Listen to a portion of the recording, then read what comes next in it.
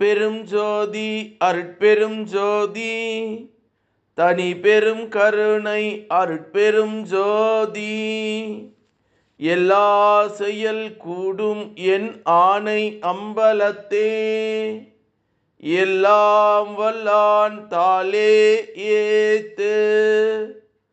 வாழ்க வையகம், வாழ்க வையகம், வாழ்க வளமுடன். குரு வாழ்க, குருவே துணை. அருட்பெரும் ஜோதி அகவல் உரை விளக்கம். என் பெரு வாழ்வே, என் தன் வாழ் முதலே, என் பெரும் வழக்கே, என் பெரும் கணக்கே என்ற அகவல் வரியை திரு அருள் பிரகாச வள்ளலார் ராமலிங்க சாமிகள் பாடி அருளச் செய்த திருவருப்பா அகவல் வரி பாடல். இதனுடைய உரை விளக்கம். என்னுடைய பெரு வாழ்வே, என் அருமையான வாழ்விலே கிடைத்த முதல் வைப்பே, சிறு நெறிக்கு தடையை உண்டாக்கி பெரும் நெறியிலே பழக்கும் நிதியே, நன்மை தீமைக்குரிய பல பலன்களை தரும் எனது பெரிய கணக்கே என்று பேராசிரியர் பாலசுப்பிரமணியம் ஐயா அவர்கள் சொல்லக்கூடிய ஒரு அற்புதமான அருமையான அகவல் வரி உரை விளக்கம். என் பெரும் வாழ்வே, என் தன் வாழ் முதலே, என் பெரு வழக்கே, என் பெரு கணக்கே என்ற அகவல் வரி 1439 1440 அகவல் வரிக்கு சாமி சரவணானந்தா அவர்கள் தரக்கூடிய ஒரு அற்புதமான உரை விளக்கம். இவ்வுலகிலே நமது வாழ்வு நல்ல முறையிலே சிறந்ததாக விளங்குவதற்கு நம் பதியினுடைய திருவருளே இன்றியமையாதது. அத்திருவருளோடு வாழ்வுக்காம் எல்லா பொருள்களையும் ஆற்றல்களையும் மற்ற எல்லா சூழ்நிலைகளும் தாமே வந்தமையும் அதலின் அவரே என் பெரு வாழ்வு என்றும் என்ற வாழ் முதலே என்று போற்றுகின்றார் நமது வள்ளல் பெருமான். வாழ் முதலாவது வாழ்க்கைக்கு முதல் பொருளாய் உள்ள நம் பரம்பொருளாம். வாழ்வாகிய வியாபாரத்திற்கு முதல் தொகையாக உள்ளது நம் அருட்பெரும் ஜோதி நிதியாம். உலக பொருள் வணிபத்திலே கிடைக்கும் லாப பொருளாம். ஆனால் சிறு இன்ப வாழ்வு பெற்று ஒழியவே நேரும்.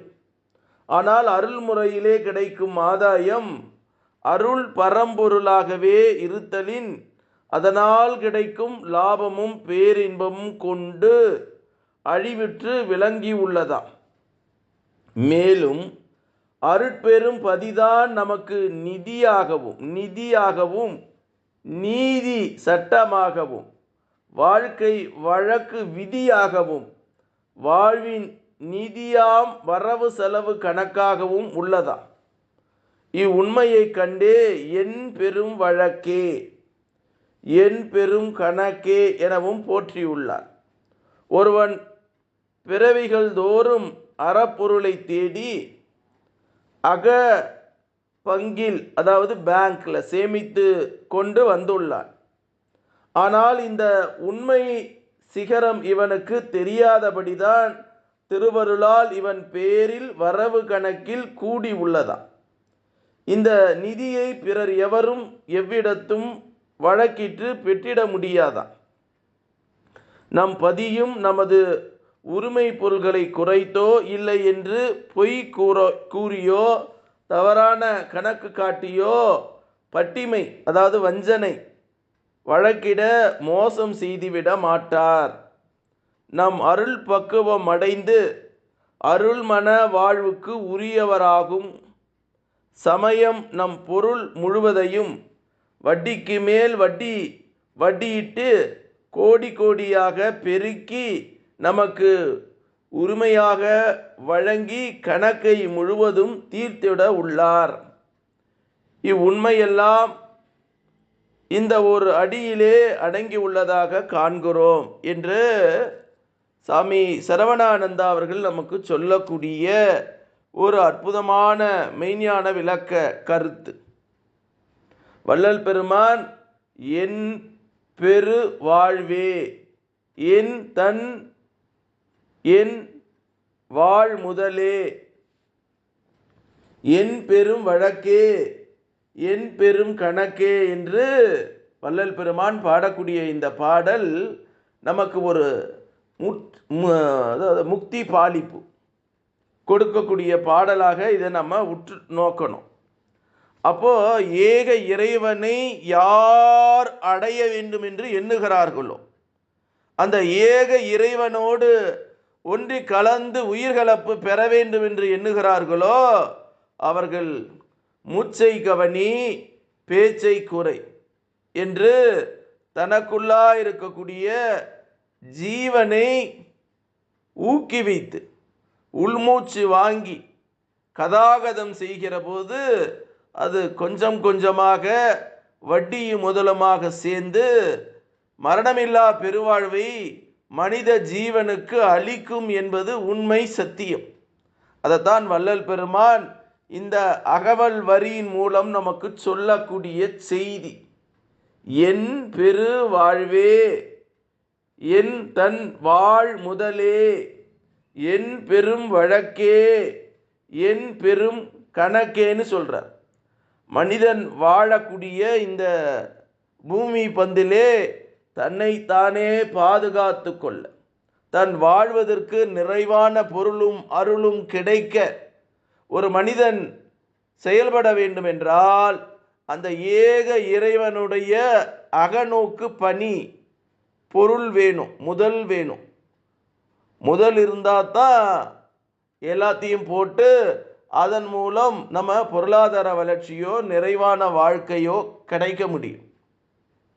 அதைத்தான் என்னுடைய பெரு வாழ்வே, என் அருமையான வாழ்விலே கிடைத்த முதல் வைப்பேன்னு சொல்றார் பேராசிரியர் பாலசுப்ரமணியன். வைப்புன்னா டெபாசிட். இந்த சிறு நெறிக்கு தடை உண்டாக்கி பெரு நெறியிலே பழகும் நிதியே, சின்ன சின்னதாக நம்ம சேமிக்கக்கூடிய பணம் மட்டுமல்லங்க, நம்மளுடைய ஜீவகாந்தம்.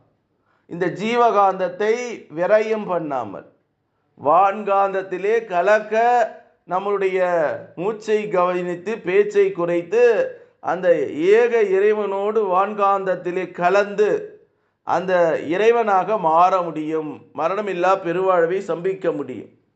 அதுக்கு நம்மக்கிட்ட நன்மை தீமைக்குரிய பல பலன்களை தரும் எனது பெரிய கணக்கே.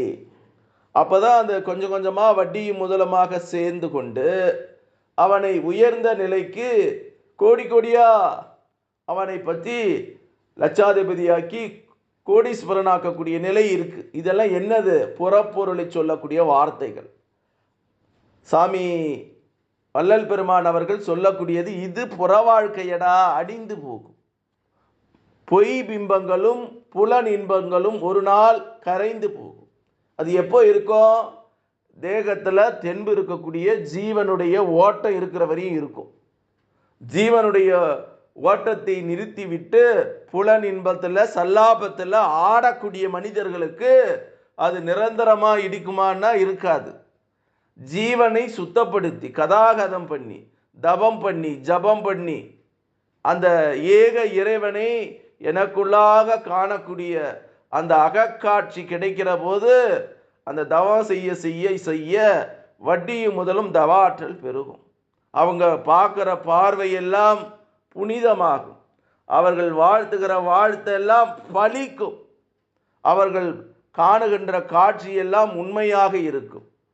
புறப்பொருள் காட்சியை காண மாட்டார்கள், அகப்பொருள் காட்சியை காண்பார்கள் என்பது உண்மை என்பதைத்தான் இந்த அகவல் வரி நமக்கு சொல்லக்கூடிய ஒரு செய்தி.